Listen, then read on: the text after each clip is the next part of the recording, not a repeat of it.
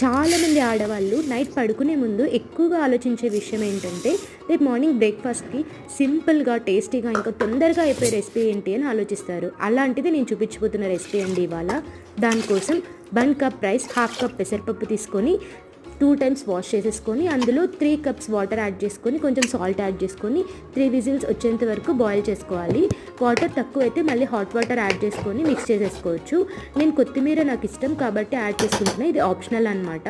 ఇంకా next separate ఒక pan పెట్టుకొని అందులో 2 స్పూన్స్ ఆయిల్ యాడ్ చేసుకొని కొంచెం ఆవాలు, జీలకర్ర, పసుపు, ఇంకా మిరియాలు డైరెక్ట్ మిరియాలైనా వేసుకోవచ్చు. మా ఇంట్లో ఎక్కువ మిరియాలు తినరు కాబట్టి నేను మిరియాల పొడి యాడ్ చేస్తున్నా. ఇంకా కరివేపాకు యాడ్ చేసుకొని పోపు పెట్టేసుకోవాలి.